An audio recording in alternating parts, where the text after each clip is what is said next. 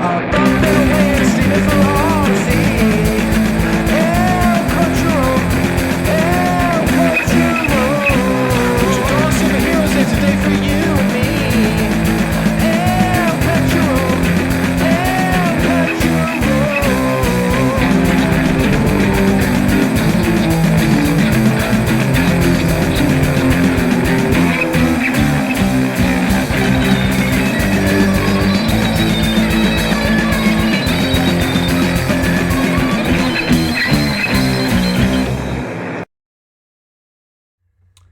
Hello and welcome, El Cachorroites, to another El Cachorro review. This was going to be a bit of a doozy.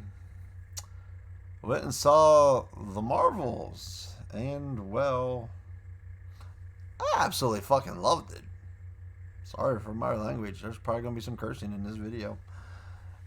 I had a great time with it. I thought it was super fun. I liked the characters. I thought the action was really good. Post-credit scene was also awesome. Back to good old Marvel fashion. Like I said, I thought the performances were really well. I liked a lot of the stuff they did in this. Is it the perfect movie? Is it the greatest movie ever? No, of course not. But it's a good Marvel movie. People are saying it's like the worst Marvel movie. It's stupid. This is I can name like at least 10, maybe more, MCU movies that this was clearly better than. In fact, we will do that. We will do that at the end of the episode. I'm going to go through the MCU movies, and I will tell you which ones. It might be a long video, but I'll tell you which ones it is. Because I might have a little bit of a rant in here, too, because I'm tired of this stupid bullshit that keeps going out there of people, some of the complaints they're getting. And it's I hate to say it, but I do feel there's some bias involved in there. Of many different types of bias. I'm not just literally all as one person of this or that. There's several different factors here, I think, that are hurting this movie. And it's a shame that this movie's probably not going to make money because people are prejudging it and people are made the decision to hate this movie before it even came out. They on purposely wanted to hate this movie for one reason or another before it came out and not gave this movie a fair shake. And I've seen reviewers claim, I'm giving it a fair chance, and they're, oh, it's the worst, this is the most cringy. Bull fucking shit. You're fucking full of it. I'll call some of you out easily. You know, I'm going to piss off some people in the comments, and I don't care. I don't. This movie had some cool scenes that were some really great action. Kamala Khan, the character played by I'm probably not going to pronounce this right.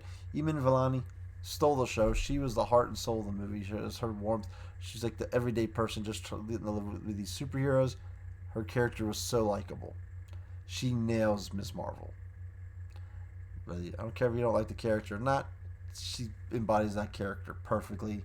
Tiana Paris's Monica Rambeau was solid. Pretty good job. Let's get to the one that everyone I'm sure wants to tear apart. Brie Larson's Captain Marvel was fucking good. She played the character great. I don't have any problems with her acting in this.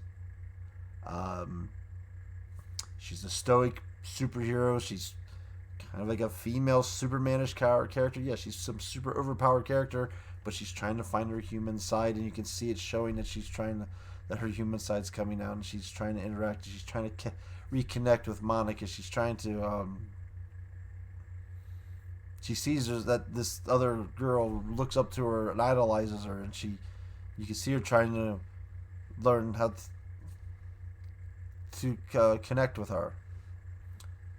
Of course, Samuel L. Jackson's Nick Fury, solid again, as he always is in that role. The villain, Dar-Benn, played by Zal Ashton, was fine. It's maybe not the super deepest character in the world. They give you some sympathetic things for the character, so they make up this. Marvel has this tendency where they make some of their bad guys not 100% fully bad. Technically, Thanos wasn't fully bad. Thanos thought what he was doing was good for people. This character also is trying to do good for different people and stuff like that. Easily on par or better than a ton of other Marvel villains we had, which I'll do that at the end of the video too. I'll compare her to some of the other development of some characters, and you'll be surprised. And if you think about it, you'll know I'm right. if you actually can manage to, you know, take a minute, take a breath, and listen. I'm giving this movie a 7.5 to 8. Like I said, I really enjoyed this movie. I thought it was pretty, you know, good action movie. I don't know what people are comparing this to. Is it Oppenheimer? No Marvel movie is going to compare to like an Oppenheimer. Is it as big as tragic as Endgame? Endgame was 20 years worth of build-up. Newsflash. A lot of those Phase 1 movies and Phase 2, you know, personal movies weren't too good according to some of y'all. We'll go over that shortly. We'll go over that. Don't worry. So I totally really like this movie. And no matter what people are claiming, it's the worst Marvel movie ever. It's terrible. It's sad this movie is probably going to flop because of it. Oh, what's going on? There it is. But for the record, a 62% Rotten Tomatoes score from the critics. It's not too shabby, by the way. It's just okay for a critic score. And who cares? Critics suck. Critics, no one like. I never agree with a critic score. They love a movie. I hate the movie. If they hate or don't like the movie, if they hate a movie, usually those are the movies I end up liking, because critics are fucking morons that don't care about the actual movie they're reviewing. The audience score right there, 85%. People, verified audience, people that actually see the movie, are overwhelmingly liking this movie. And if you even click on that, and there's just the bias stuff. All audience is still 73%. Still a super positive score. It's not a bad movie. It's a fine movie. Perfectly fine. Just to break down who the villain is based off of this character here, which is a small minor character in Marvel Comics lore. If I can get rid of the ads there. Only had 3 appearances. It was like Avengers and Silver Surfer comics. They were not in this movie. It looks like they were start off as a Kree accuser, like Ronan was. In the comics, it looks like they were just a general of some Kree soldiers who ended up later becoming an emperor and ended up getting killed. Short lifespan. Another big concept people are going to go off on is that the character does wield the universal weapon, which do I have it? Did I not keep that one? Which is a very common weapon for Kree accusers to use. Ronan's not the only person that had this weapon. Ronan was one of many Kree accusers. It was a common weapon of Kree accusers. In the comics, they would also have different powers. So it makes sense for her to have one of those. Let me do my article. I don't know. I had a better one, but I don't know where it went. But whatever. I know at first I got it running with somebody who cried about having a purple glow like Ronan's. Maybe there's a cutscene why. Maybe they just chose to do that just so people remember as Ronan's weapon to give that similarity. Don't know why they chose that option. But it is, her having that weapon is not that uncommon. That is a common weapon for them to have. But the story to me was fine. I mean, it's just a good basic bland story. I mean, so there's no real big oof there for a solo character movie, or sort of, which is pretty much what this is, kind of. Thought they did, that was okay. The post-credit scene was really good, and a nice little Easter egg in there, which we'll talk about that soon. So yeah, I'm 7.5, 8. I really thought this was good, and really think this is a good average action film. It was fun, which you're allowed to describe an action movie as fun. Which I saw someone in comments somewhere once saying, "People keep calling this movie fun. Can't be. That's not a good sign for an action movie. Action movies aren't fun. John Wick isn't fun. Fast and the Furious isn't fun. I mean, I don't think they're good movies, but people love them. But so obviously, some people find them fun. Mission Impossible movies aren't fun. Are they drama? Are they documentaries? Are they romance? What are they if they're not fun? That's kind of the point of an action movie. Is it's supposed to be fun. Transformer movies are fun. It's not supposed to be an Oscar-nominated Oppenheimer. Or what's the other one everyone's going to see now? The Killers of the Flower Moon. It's an action. It's a comic book action movie. It's like people just don't want to like these kind of movies. It's like people just don't want to like these movies anymore. It's kind of stupid. Some of this stuff I hear is stupid. But let's get into some spoilers.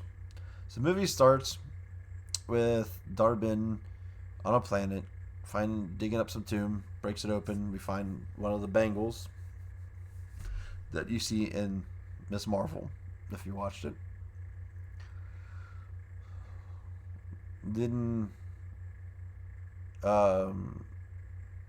she uses it and opens up this portal rift thing that stays open. Then we go to Captain.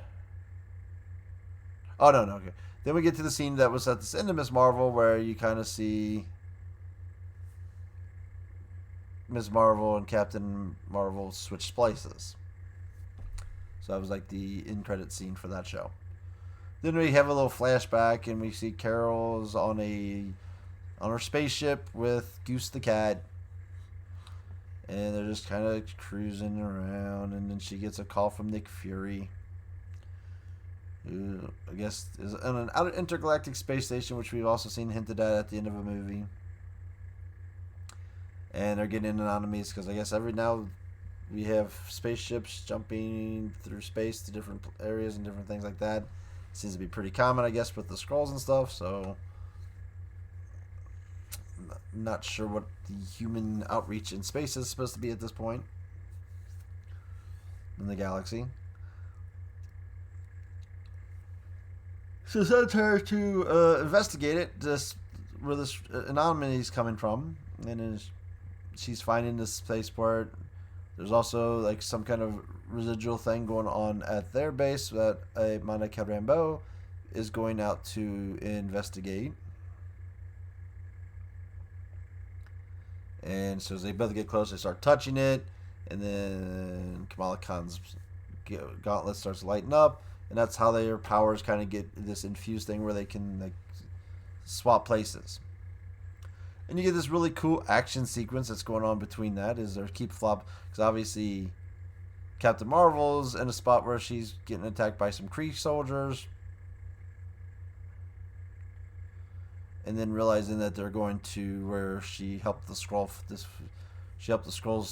build a refugee camp, because that's where the bad guy's going to go to attack the Skrulls. So you got this spot where they keep switching spots, and then they pull some Kree soldiers through, and it's a really cool, fun scene where they just all keep flopping around and getting in during this fight, and everybody's taking place in the fight. And it's a really fun action sequence. Totally liked it. And then they kind of put together that they're entangled with their light powers, and each one has a different version of light. One absorbs light, one shoots light, one can construct light things with their light powers, and that's why they're intertangled with each other. So they end up. So from there, they're not able to stop them at the Kree refugee planet. So they use the power, and they open up another rift hole, and it's suctioning off all the oxygen, all the atmosphere. So they have to help the Skrulls abandon that planet. And then some get left behind for dead because they can't save them all. And then we get a little cameo from Valkyrie, who comes and takes the remaining Skrulls back to Asgard, I guess, to live. And our heroes have a little training montage where they learn how to work together with their power switching abilities and and find out where the enemy's going next. Use like this little the Kree thing that they had in the first movie where she gets like they use the probe her memories, so Carol has some of those and they're all using it. We see some flashback stuff between her and Monica about Monica's mother that passed away from cancer, which you would know from WandaVision, I believe is where that came up when when she showed up there. And how their powers came out, and so we get some nice little introductions and people coming back together. They figure out they're going to this planet that's mostly water that Captain Marvel's aware of. And I've seen people jump about this. I thought this was a quirky little fun thing. So apparently on this planet, the language of the way they communicate is through song. So everybody starts singing stuff about her, and apparently she married the prince because for some reason to help save the planet or protect some kind of peacemaking thing. So these pros, they have this little song. We got a little part where Brie does a song. And Brie was a pop singer. She sang in Scott Pilgrim in versus the World, and she had some pop songs. So she has done that in her past. So yeah, that's a little weird out there sequence, and I thought that was perfectly fine. It was something new and weird to do for a Marvel movie. Yet people seem to hate on it. But then the people complain that these movies don't do anything new. Yet didn't they do, and you go off about them for doing it. Whatever.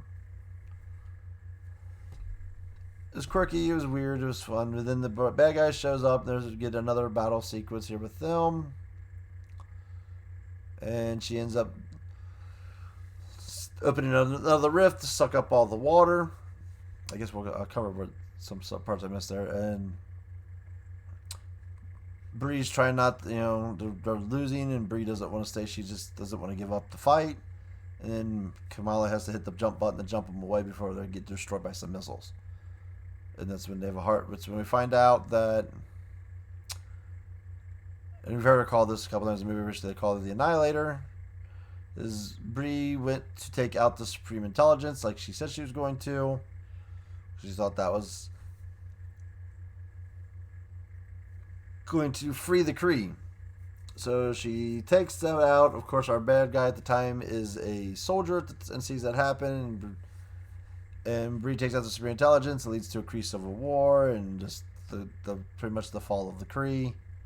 And their whole world starts dying. It's losing its oxygen. Its sun is dying. So they stole the atmosphere from the one planet so they could breathe again. She stole the water from this planet so they would have water. So she's evil and bad, but she's trying to save her planet. So she needs both Bengals to do it all. But so she's willing to die though for the cause. So then they also found out that she's also going after places that are close to Captain Marvel to get revenge on Captain Marvel. So obviously the next part would be Earth. But meanwhile, every time that they open up one of these ever-staying rifts that drain something from a planet, it causes, I guess, a shockwave through space that's attacking the Saber space station and eventually knocks it out of power. So now they're kind of powerless in space. So their spaceship station is dead in space. And then they're trying to help them They're trying to help them evacuate it. The other big thing is obviously we have the cat, the Flurkin in a lot of scenes, and then during the movie we also see a part where there's finding all these brain-shaped eggs, looking like egg things throughout the space station. Ends up being, I guess, maybe some of this got cut, because people were made it and forecasted. They're eggs for new Flurkins, so they have a bunch of cats, and they don't have enough jump ships to evacuate the space station, so we get the cool idea of they're having the Flurkin cats eat everybody, so they can transport, because you can fit more cats in a escape pod than you can people, so they can transport all the people back to Earth and have the cats spit them back out. And you just get this really good humorous scene because you see everybody run from the cats where they're eating everybody, and you hear an announcement on those, "Please stop running from the Flurkin, let them eat you." So I thought that was super humorous. I thought that was super funny. That was a cute, fun scene where people were scared about letting these cats eat them. And then they find out our bad guy is coming to Earth, but they're coming to steal the sun.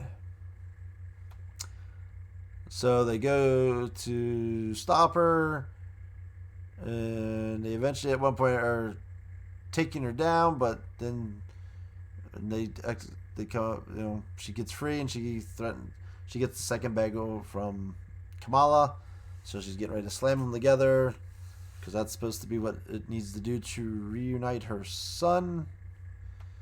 But Captain Marvel's able to take her out into space and fight her for a little bit before she finally breaks free, hits him, and then she causes this she blows up, causing this massive blow up, this mass hole to open up, which opens up another reality, another dimension.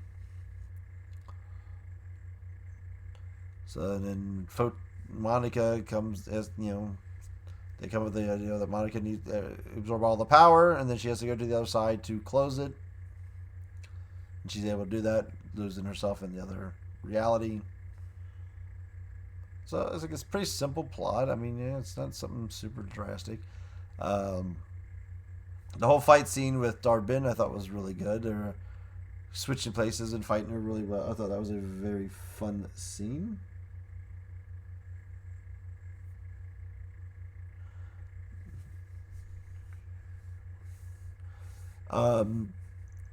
So then we go.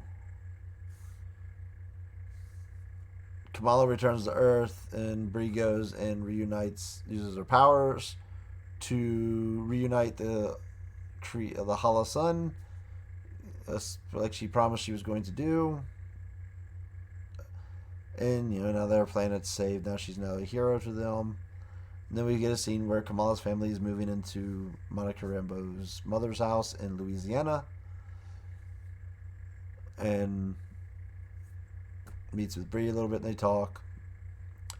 And then we get a scene where we go to Kate Bishop coming back from, I guess, the night of fighting crime, and Kamala's sitting in her lair in the dark, pulling a whole Nick Fury thing, and she's reuniting the team, and it's a really cute little scene. Obviously, we're setting up the New Avengers. We knew they've been setting up the New Avengers for a while. It's just fine. New Avengers is fine. I mean, there are people that love the New Avengers. But that was cute. I thought that was a cute little scene showing up for that. And then a big post-credit scene is obviously we see Monica Rambeau wake up in a hospital. And then she wakes up and her mom is there, and she starts freaking out that her mom is alive. Then you hear a doctor's voice start talking, and it's revealed to be the Kelsey Grammer, the Beast. And so we get the X-Men finally in the MCU. So obviously she's now in the X-Men's reality. And her mom is the superhero known as Binary, which I've seen the review. I obviously didn't know who Binary was. So Ms. Marvel, Carol Danvers started off as Ms. Marvel. And then, Rogue happened to her. Took her powers, put her in a coma. She came out of her coma as a normal person and ended up hanging around with the X-Men, and then was able to get powers from an encounter with the Brood. That's where the cosmic powers that Captain Marvel first came from. When she first got those powers, she became known as the Binary, and then she would later become Captain Marvel. So this is obviously a huge Easter egg showing that this is her mom, that her mom character became Captain Marvel, or got those powers, or at least got Binary powers in this universe. Cool little Easter egg. Know your shit, you might know it. You would have got that reference. Some reviewers I saw. So obviously now they're bringing in the X-Men. Obviously, we know Deadpool 3 is supposed to have a lot of the Fox X-Men in it, and the rumor is they're also going to be in Secret Wars.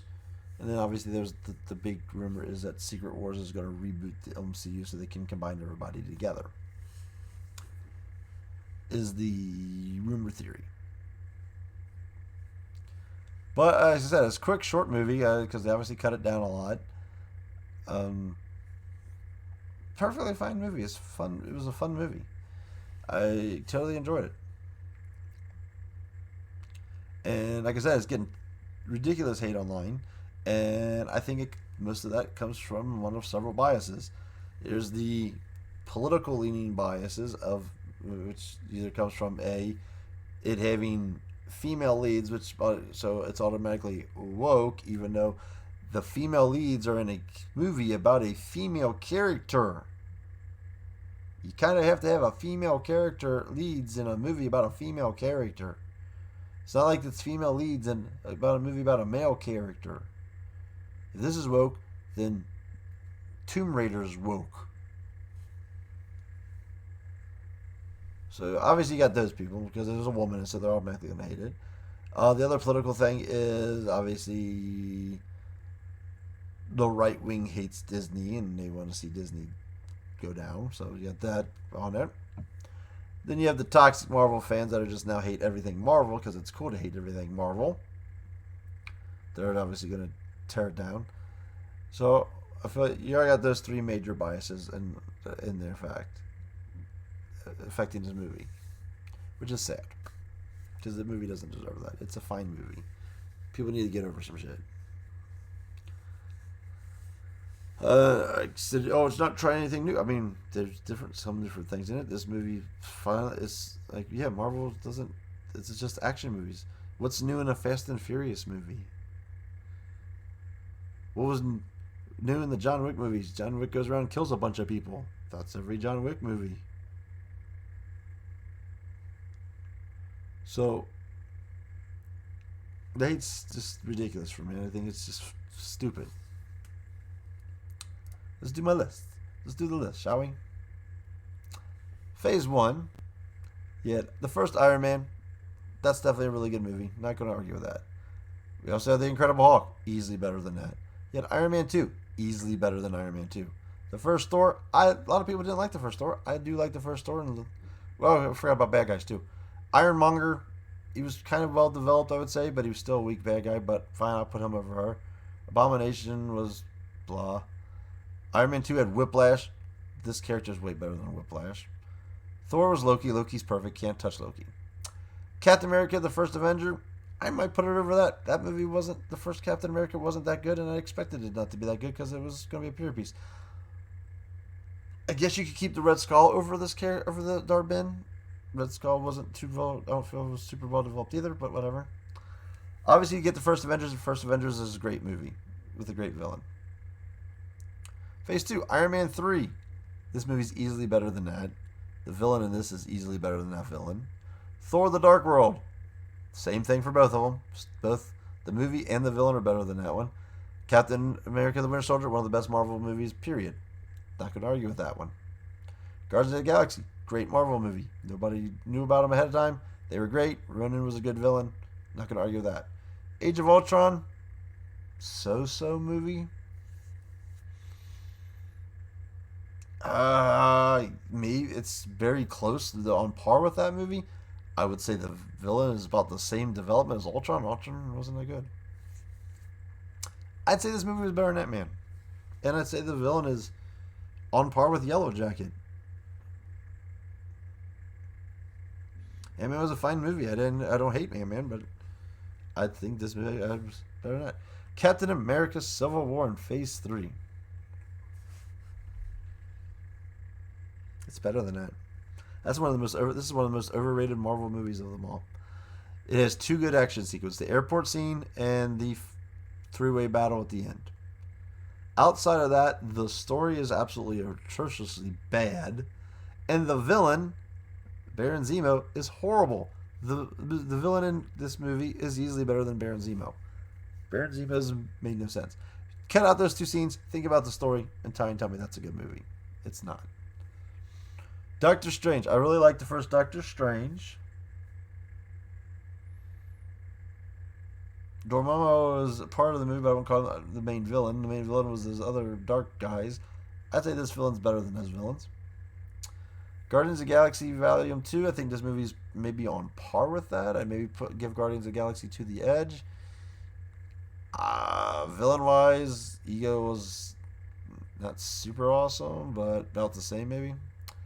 I'd put Spider-Man: Homecoming over this movie. Vulture, obviously Michael Keaton's Vulture was perfect, so not gonna argue with that one. Ragnarok I'd put over this movie. Hella, maybe slightly better than this. Hella wasn't bad.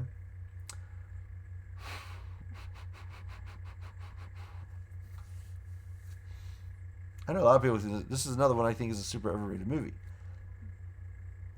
Chadwick is a perfect cast. The hero characters are a perfect cast. I didn't like Michael B. Jordan's Killmonger. I didn't like the motivation. I guess they did develop him better than they developed this Dar-Benn. I didn't like the story for this movie though. I thought it was dumb. I didn't like the fact that the final battle was Black Panther versus Black Panther. But I'll give this movie still the edge over Captain Marvel 2. Over the Marvels. But I still say the first Captain Marvel is better than this movie. Avengers Infinity War, yes, that's a classic. It's amazing. Stop comparing. Half of these other movies on this list don't even compare. That I've said over here, don't even come close to this movie. Nor do they come close to Endgame. Which is just some of the most ridiculous things. You can't compare movies to those two movies.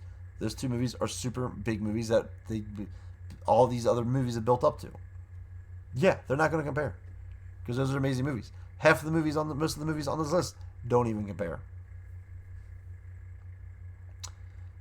Where are we at? Ant-Man and the Wasps. This is better than Ant-Man and the Wasp. And this villain is probably better than Ghost. I'll put the first Captain Marvel over it. I think the villain's probably on par with, I don't remember whatever his name was in that movie. We just talked about Endgame. Spider-Man: Far From Home.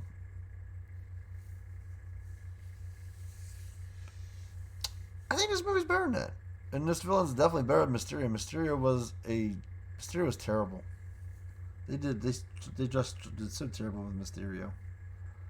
He's just more of a Tony. They've turned him into a Tony Stark bad guy. So yeah, I'd say it's better. It's better than Black Widow. The villain is better than Black Widow's. It's better than Shang-Chi. It's better than the villain for that too, because they butchered the Mandarin again. It's better than Eternals. It's better, yeah, bad guy's better than that one too. I'll put this over it. Obviously, I think this movie's super overrated because of the cameos. I think the story wasn't too good. But I'll still keep this one over Captain Marvel. A lot of people hated this movie. I actually really, really like this movie, so I'm going to keep this one over it. And the Scarlet Witch, I think, was a fantastic villain, even though people hated that about her being a bad guy. So yeah, I'm not going to touch that.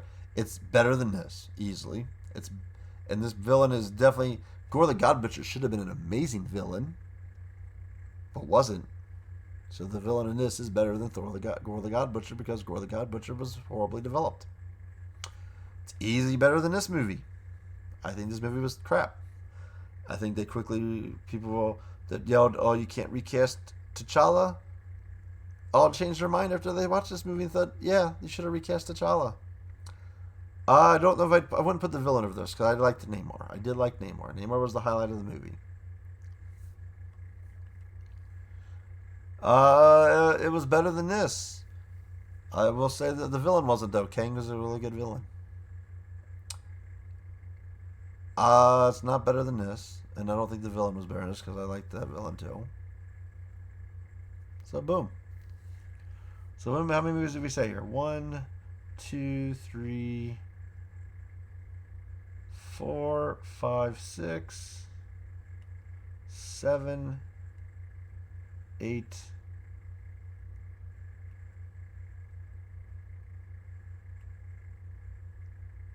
9, 10, close to 11 there. 11, 12, 13, 14, 15, 16. 16 movies. It's better than 16 movies. How's this the worst Marvel movie?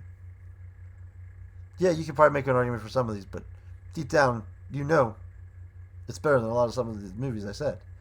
I mean, right here, looking at Phase 1. We know this movie was trash. We know this movie was gutter trash. This movie was gutter trash. These are phase 1, phase 2 movies.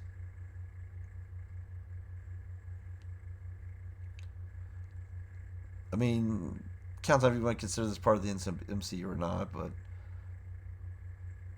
just in phase 1 and phase 2, it's better than one. I mean, you can make an argument for this one. I get people might really like that movie. You know Iron Man 2, I'm right on. You know Iron Man 3, I'm right on. You know Thor Dark World, I'm right on.